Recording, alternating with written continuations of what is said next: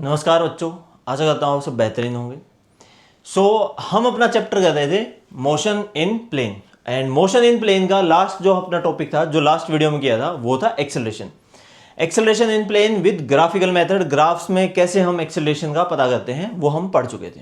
ठीक है, अब जैसे हम रेगुलर करते हैं वीडियो के स्टार्टिंग में एक question, if it is feasible, तो एक क्वेश्चन आपके सामने है। Example, you have 3.4 in your NCERT। NCERT का एग्जाम्पल 3.4 है। So we have example 3.4 of your NCERT। The position of the particle is given by, position एक पार्टिकल की हम लिखते हैं 3.0 I plus 2.0 t square j, यहां पर t है, प्लस 5.0 के, वेयर जहां पर t आपका सेकंड में है, टाइम आपका सेकंड में है। The coefficient have the proper unit for r, r की यूनिट है सबकी, और r जो है वो मीटर में है।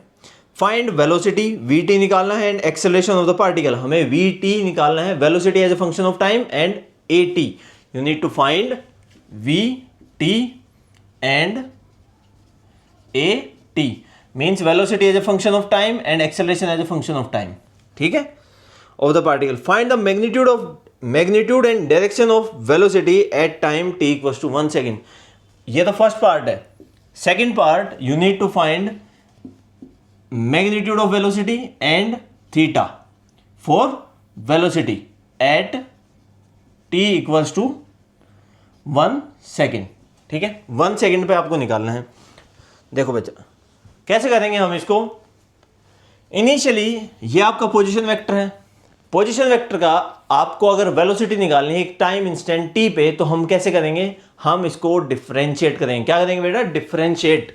सो v t will be equals to dv by dt, sorry dr by dt, क्योंकि वेलोसिटी निकालें dr by dt। Rate of change of displacement with respect to time, r की वैल्यू सब्स्टिट्यूट करते हैं, d by D T of 3ti cap plus 2t square j cap plus 5k cap. Individually हम differentiate करेंगे। We will have this x y z, तो d by D T of 3ti cap plus d by D T of 2t square j cap plus d by D T of 5k cap. Means अगर आपका यहां पे कोई function है time का, then only we can differentiate. तो यहां पे अगर आप देखो 3t to the power 1, yes it is a function of time, yes. 2t square, yes it is a function of time. क्या यहां पर t है? नहीं। तो जब आपका फंक्शन t का नहीं है तो ये कॉन्स्टेंट है, और कॉन्स्टेंट का डिफरेंशिएशन बेटा क्या होता है, कॉन्स्टेंट का डिफरेंशिएशन होता है 0। So differentiation will be 0। You will have these two terms। यहां पे आप डिफरेंशिएट करोगे 3t की पावर 1, तो पावर 1 को आगे लेके आओगे 3 इंटू 1, और पावर में से एक माइनस कर दोगे, and this is I cap. ये वेलोसिटी हो गई आपकी एक्स एक्सिस में, प्लस इसको डिफरेंशिएट करोगे 2, पावर को आगे इंटू 2, और पावर में से एक माइनस करके लिख देंगे 2 माइनस 1। ठीक है, और ये किस में है, वाई एक्सिस पे। So this is Vx and this is Vy। तो ये क्या हो जाएगा, it will be equals to 3i cap plus ये क्या हो जाएगा 4t j कैप। ये आपकी आ गई velocity. So we can write velocity, velocity को हम टाइम का फंक्शन कैसे लिखेंगे, so we can write it as vt equals to 3i plus 4t j cap. ये हो गया आपका वेलोसिटी। अब निकालना है एक्सेलरेशन। बेटा एक्सेलरेशन कैसे निकालेंगे, ये सबसे इंपॉर्टेंट चीज है। देखो वेलोसिटी निकालना, एक बार डिफरेंशिएशन कर दिया, उसके बाद एक्सेलरेशन निकलेगा आपका rate of change of velocity. So we will have acceleration as a function of time will be dv by D T. v की वैल्यू रख देंगे d by D T of 3i plus 4tj। Differentiate करेंगे, you will get D by D T of 3 I cap plus D by D T of 4 T J cap. ठीक है, यहां पर ये जो वैल्यू है, यहां पे ये टाइम का फंक्शन नहीं है, फर्स्ट एक्स एक्सिस में ये 0 हो जाएगा। यहां पे टाइम का फंक्शन है, यू विल गेट 4 पावर एक आगे इंटू टाइम टी की power 1 minus 1, you will get 4। This is acceleration in J direction में। So we can write as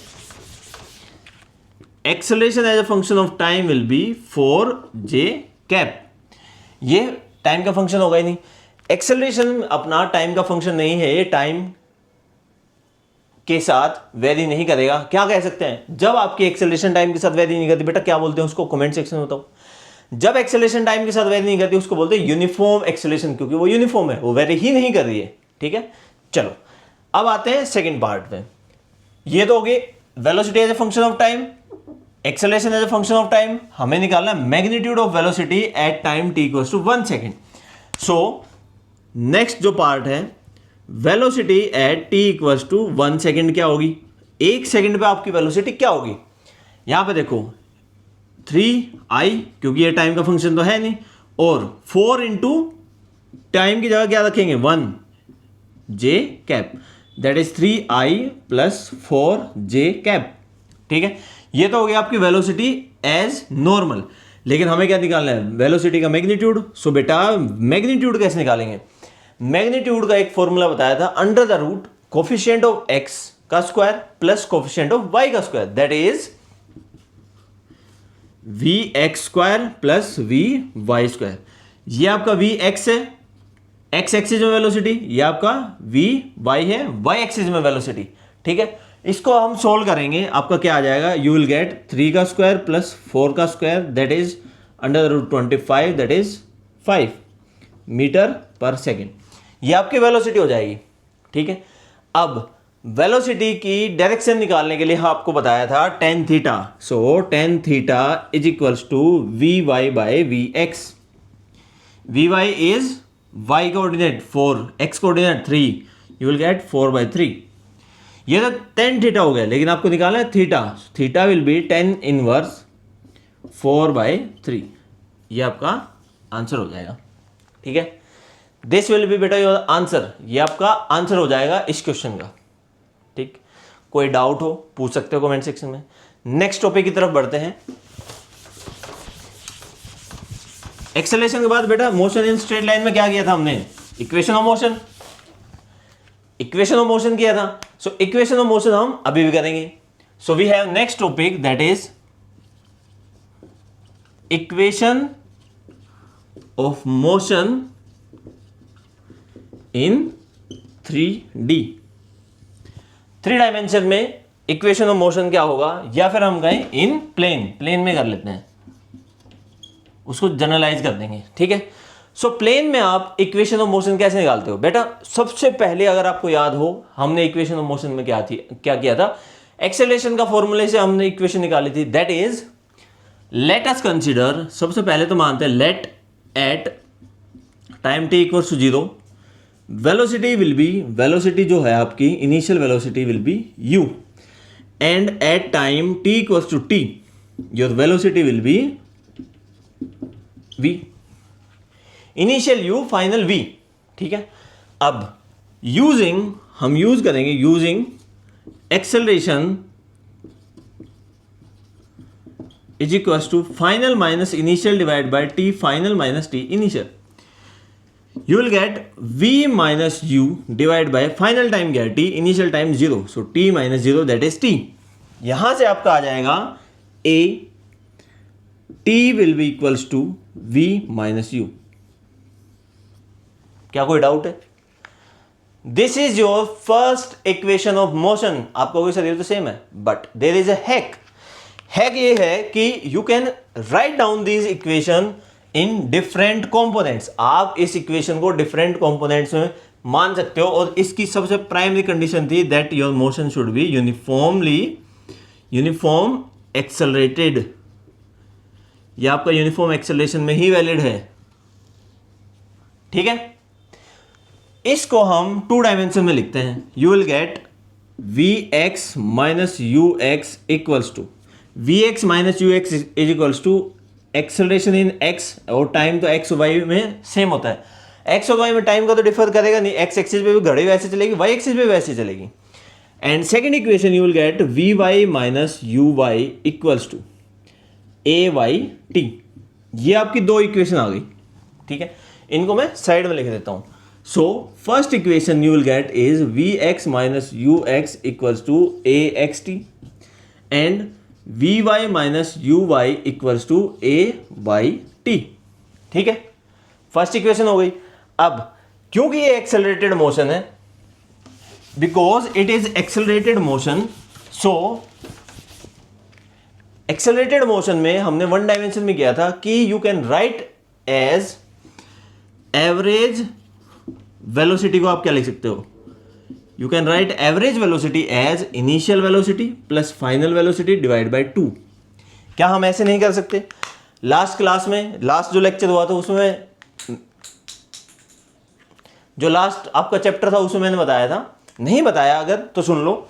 अगर कोई भी object, if any object is moving with uniform acceleration, अगर कोई भी ऑब्जेक्ट यूनिफॉर्म एक्सेलरेशन से move करे, मींस वेलोसिटी हर time interval पे, जैसे इनिशियल वेलोसिटी 5 थी, नेक्स्ट टाइम इंटरवल में 10 हो जाए, नेक्स्ट में 15, नेक्स्ट में 20, नेक्स्ट में 25, सो एक यूनिफॉर्मली एक्सेलरेटेड है ये, ठीक है। हर सेकंड आपकी 5 मीटर पर सेकंड वेलोसिटी इंक्रीज होती है, ठीक है।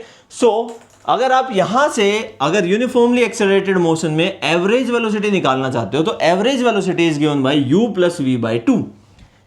आपकी एवरेज वेलोसिटी होती है इनिशियल वेलोसिटी प्लस फाइनल, किसी भी टाइम इंटरवल पे जो आप फाइनल ले रहे हो, डिवाइड बाय 2 से डिवाइड कर देंगे, ठीक है। अब ये तो हो गई average. Now if you want to find displacement, displacement of this particle, displacement of the body, इस बॉडी का डिस्प्लेसमेंट क्या हो जाएगा? अगर हम एक सर्टेन डिस्टेंस एवरेज वेलोसिटी से ट्रेवल कर रहे हैं तो total displacement will be v average into जितना आपको टाइम लगेगा, ठीक है। It will be given by u plus v by 2 into t, ठीक है। यहां से आ जाएगा will be equals to r, और you can say s, r ही मान लेते हैं, ये आपका r के इक्वल हो जाएगा, ठीक है। अब बताओ क्या करें? अब इस केस में हम अगर v की वैल्यू रखें, v equals to u plus a t, ये वैल्यू सब्स्टिट्यूट करते हैं इस केस में। यहां पर अगर हम ये इक्वेशन 1 यूज करें, then you will get u plus a t divide by 2 into time.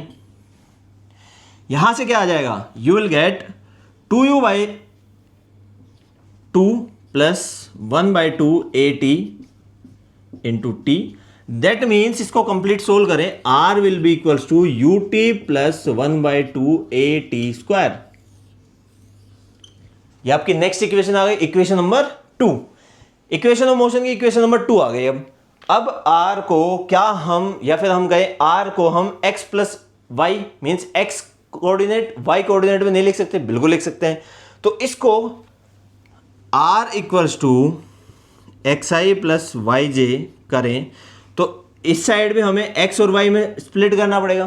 तो इन इक्वेशंस को x और y में इंडिपेंडेंटली हम लिख सकते हैं। तो सेकेंड इक्वेशन आपकी हो जाएगी x y में, दैट विल बी x, या फिर हम कहें इस बॉडी में अगर हम माने, चलो अभी तो ये कर लेते हैं, x equals to u x t plus 1 by 2 a x t square, और y equals to u y t plus 1 by 2 a y t square, ठीक है। कोई डाउट इसमें? बेटा इस इक्वेशन में कोई डाउट नहीं। अब यहां पर थर्ड इक्वेशन निकालने के लिए पहले हमने क्या किया था? सेकंड इक्वेशन के लिए u की वैल्यू रखी थी, ठीक है। थर्ड इक्वेशन में आपका क्या होता है? V square minus u square equals to 2as। क्या नहीं होता इसमें? टाइम नहीं होता, बाकी सब होता है। सो हमें अब थर्ड इक्वेशन के लिए टाइम को रिमूव करना पड़ेगा, क्योंकि तभी तो टाइम नहीं होगा। So if we replace t with v minus U by A, अगर हम टाइम को इससे रिप्लेस करते हैं, you will get r equals to u plus V divide by 2 u v minus U by A. You will get 1 by 2a v plus U v minus U. ना उस case में हम use करेंगे बेटा, क्या use करेंगे, using कौन सी identity, A square minus B square equals to A plus B, A minus B. ये हम मैथमेटिक्स की आइडेंटिटी यूज करेंगे, और इसका यूज करके क्या आ जाएगा, इसका यूज करके आपकी थर्ड इक्वेशन आ जाएगी, that is r equals to, और 1/2a को लेफ्ट साइड में ले जाते हैं, 2ar equals to v square minus u square. क्या हम ये नहीं लिख सकते बेटा, क्या हम ये नहीं लिख सकते, बिल्कुल लिख सकते हो। अब इस इक्वेशन को अगर हम x और y में अलग अलग लिखते हैं तो आपका आ जाएगा third equation, that is v x square minus u x square equals to 2ax acceleration in x dot x displacement in x and vy square minus uy square equals to 2ay acceleration in y and displacement in y। ये आपकी तीन equation हो गई हैं जिनको हमने 6 करके लिख दिया है। These are your equation of motion, 3 equation of motion you will get. ठीक है, अब इन इक्वेशन को देख के आप क्या कह सकते हो, इन इक्वेशन को देख के आप निकाल सकते हो that we can solve independence of 3 coordinates। अब ये बहुत एसेंशियल है, ये जो पॉइंट है ये बहुत एसेंशियल है। कैसे, मींस आप अगर किसी बॉल को थ्रो करते हो, अगर आपने किसी बॉल को ऐसे थ्रो किया तो आप इसके बॉल के इंडिविजुअल x कंपोनेंट को अलग सोल्व कर लो, y कंपोनेंट को अलग सोल्व कर लो, z कंपोनेंट को अलग सोल्व कर लो, और तीनों को मिला दो, x y z तीनों को मिला दो, आपका तीनों का जो रिजल्टेंट आएगा वो सेम आएगा। मींस हम इंडिपेंडेंटली x एक्सिस को सोल्व कर सकते हैं, y एक्सिस को सोल्व कर सकते हैं, z एक्सिस को सोल्व करते हैं, तीनों को इंडिविजुअली इंडिपेंडेंटली सोल्व करके कंबाइन कर देंगे तो आपका रिजल्ट में कोई फर्क नहीं पड़ेगा। तो इंडिपेंडेंस ऑफ 3 कोऑर्डिनेट्स, आप x में अलग सोल्व करो, y में अलग सोल्व करो, z में अलग सोल्व करो, you will get same answer, आपका आंसर सेम आएगा। यही यहां से हमने किया है। प्लेन में वन डायमेंशन हमने पढ़ा इसलिए था कि वन डायमेंशन अपने समझ आ जाए। अब वन डायमेंशन समझ आने के बाद प्लेन में हमने क्या किया है कि वेक्टर्स का यूज करके 2 डायमेंशन की इक्वेशन सोल्व करी।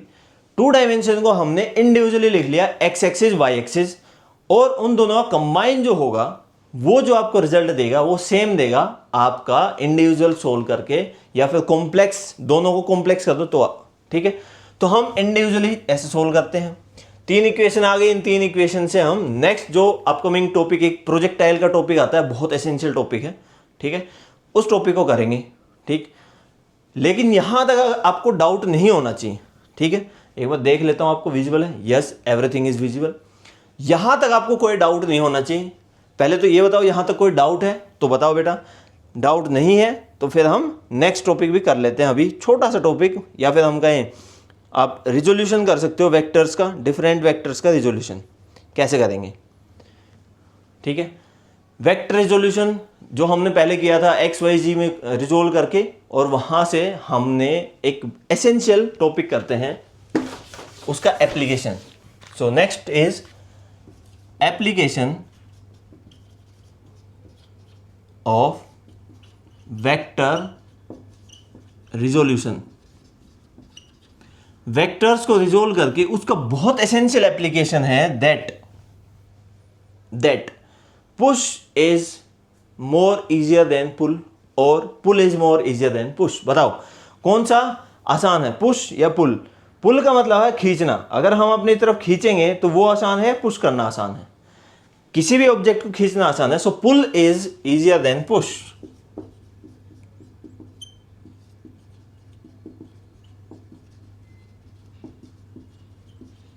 और pulling is easier than pushing. किसी ऑब्जेक्ट को खींचना आसान है बजाय कि उसको धकेलना। कैसे? अब देखो, इसको समझने के लिए हम वेक्टर रिजोल्यूशन का यूज कैसे करेंगे। मान लो एक लोन रोलर है, वी हैव लोन रोलर। ये क्या होता है? जो आपका कोर्ट होता है ना क्रिकेट में, उस पर जो रोल करते हैं एक रोलर से, पहले मैनुअली करते थे, जो मैनुअली करते थे उसको बोलते हैं लोन रोलर। लोन आपका कंप्लीट जो जहाँ पे क्रिकेट पिच होती है वो, और उसको रोल कर देना, उसको लोन रोलर बोलते हैं। तो मान लेते वो ऐसे है, ठीक है, तो इसका कुछ वेट होगा, यस वी हैव वेट, ठीक है। मान लेते हैं इसके ऊपर हमने पुल किया इसको एक फोर्स F से, ये F फोर्स है, वी आर पुलिंग। पुल करते हैं एक सिलेंड्रिकल सरफेस को, जब हमने उससे पुल किया, उसमें क्या देखो बना रहता है ना, एक एक्सल होती है, उससे आप एक कंप्लीट रोड होती है जिससे हम खींचते थे, ठीक है। उससे अगर हम खींचते हैं एट सम एंगल थीटा, ये थीटा एंगल है, यहां पे एक फोर्स लगा F जो कि आपका थीटा एंगल बनाएगा किसके साथ? एक्स एक्सिस के साथ, ये एक्स एक्सिस, तो ये क्या हो जाएगा F, देखो जिसके साथ एंगल बनेगा उसके साथ कोस थीटा, और दूसरी F साइन थीटा, ठीक है, ठीक है बेटा। अब नेट क्या होगा? अगर आप देखो तो नेट वेट डाउनवर्ड डायरेक्शन में होगा, नेट वेट डाउनवर्ड डायरेक्शन में होगा, तो नेट रिजल्टेंट वेट कितना होगा? यू विल गेट W, ये डाउनवर्ड है, माइनस कुछ अपवर्ड फोर्स लगेगा, नीचे W और ऊपर upward, W minus F sine theta. Net weight, net weight नीचे माइनस ऊपर। अब आ जाते दूसरा केस जिसमें हम करेंगे पुश। व्हेन यू पुश, जब हम लोन रोलर को पुश करेंगे तो सेम यहां पे W वेट होगा आपका, रोलर का वेट, यहां पर आपने एक फोर्स लगाया, ठीक है।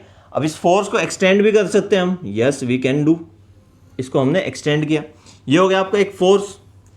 अब इस फोर्स के कंपोनेंट बनाएं, if you make the component, तो एक्स एक्सिस के साथ मान लेते हैं इसने एंगल बनाया थीटा, तो एक तो ये कंपोनेंट हो जाएगा लेफ्ट डायरेक्शन में, it will B F, theta है तो कोस थीटा, और दूसरा कंपोनेंट डाउनवर्ड डायरेक्शन में होगा F साइन थीटा। ऊपर कुछ भी नहीं है बेटा, ऊपर कोई कंपोनेंट नहीं है। सो इसमें नेट रिजल्टेंट वेट क्या होगा? नेट वेट क्या होगा? नीचे ही W है, नीचे ही force F sine theta, force का साइन थीटा वाला कंपोनेंट, तो you will get net weight, जो आपको फील होगा, net weight will be W plus F sine theta. अब बताओ ये ज्यादा है या फिर ये ज्यादा है? W में जो इसका वेट था, जब आप फोर्स नहीं लगा रहे थे उस टाइम पे जो वेट था वो W था, आपने कोई फोर्स नहीं लगाया, जैसे ये है इसके ऊपर कोई फोर्स नहीं लगाया तो ये वेट है, जैसे मैंने इसके ऊपर पुश किया तो इसका वेट बढ़ गया, तो जैसे ही मैंने इसको दबाया इसका वेट बढ़ गया, तो नेट रिजल्टेंट वेट इंक्रीज हो गया क्योंकि मेरा फोर्स लगा है, ठीक है। और वहीं मैंने इसको ऊपर किया तो इसका वेट कम हो गया, तो आपके हाथ को कम फील होगा, सो नेट रिजल्टेंट फोर्स कम हो गया। अब इसको कंपोनेंट के फॉर्म में दिखाएं, जैसे हमने पुल किया, पुल करते टाइम हमने फोर्स लगाया एक सर्टेन एंगल थीटा पे, जिसका एक कंपोनेंट हो जाएगा F cos theta, F cos theta और F साइन थीटा। अब वेट कहाँ, किस फोर्स की वजह से लगेगा? इस फोर्स की वजह से। देखो इस पे अगर मैं इस डायरेक्शन में फोर्स लगाता हूं तो इसके वेट में क्या कोई चेंज होगा? नहीं, क्योंकि ये फोर्स इसको आगे मूव कराएगा, इसके वेट पे इंपैक्ट नहीं डालेगा। क्या होगा? इसके वेट पे कोई इंपैक्ट नहीं डालेगा। वेट पे कौन सा कंपोनेंट इंपैक्ट डालेगा? जो ऊपर से लगेगा। ऐसे हम फोर्स लगाएं या फिर हम नीचे से फोर्स लगाएं, ठीक है, तो वो वेट पे इंपैक्ट डालेगा। सो इसी तरह हम कह सकते हैं that net resultant force, weight जो होगा, वेट क्योंकि डाउनवर्ड होता है तो W minus F sine theta, क्योंकि यहां पे क्या हो रहा है, इस केस में क्या हो रहा है, देखो नीचे तो इसका वेट हो गया, इस डस्टर का वेट हो गया, ये वाला डाउनवर्ड जो भी है इसका वेट है, और इसके ऊपर हमने एक फोर्स लगाया F साइन थीटा, ऊपर की तरफ फोर्स लगा दिया, तो इसका वेट क्या हो गया? रिजल्टेंट वेट कम हो गया। वहीं अगर हम इसमें देखें, इस केस में आपका ये वेट था, एक फोर्स लग रहा है इस डायरेक्शन में जो इसको स्लाइड कराएगा, लेकिन दूसरा फोर्स कहाँ लगा, F sine theta in the downward direction, F sine theta in the downward direction, तो नेट वेट आपका इंक्रीज हो जाएगा। So this is push, this is push, so push is not easier, और यू कैन से pulling, खींचना आसान है then pushing, push करने से, ठीक है। तो ये आपका एप्लीकेशन है रिजोल्यूशन ऑफ वेक्टर्स का, ठीक है। वेक्टर्स का रिजोल्व करके हम ये, मतलब आपके एग्जाम में आ जाता है, कई बार पूछ लेते हैं रीजन क्या है, वो सब भी पूछ लेते हैं, इस डायग्राम से आप समझना आसान है। ये एक एप्लीकेशन, मेजर एप्लीकेशन है। सेकंड एप्लीकेशन कोई मैटर नहीं करता है, बहुत आसान है, ज़्यादा सा मेजर रोल है नहीं उसका। वो होता है जैसे आप मूव करते हो, वॉकिंग,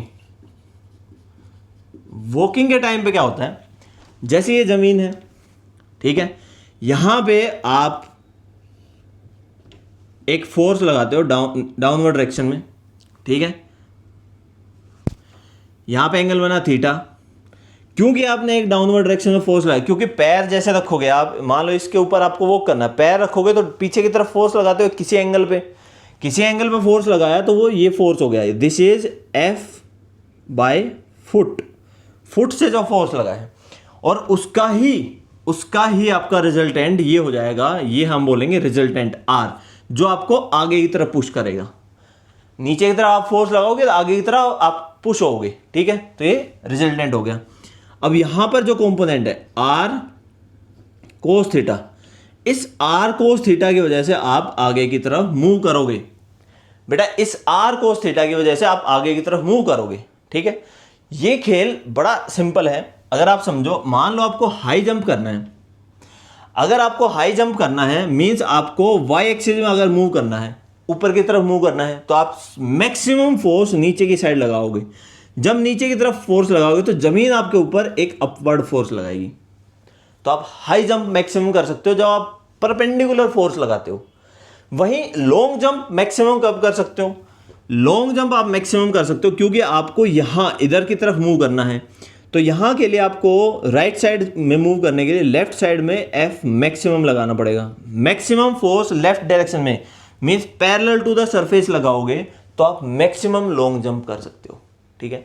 ये रिजोल्यूशन ऑफ वेक्टर है, आप वेक्टर रिजोल्यूशन से बहुत सारी चीजें अचीव कर सकते हो, इंजीनियरिंग में बहुत सारी चीजें अचीव कर सकते हो, ठीक है।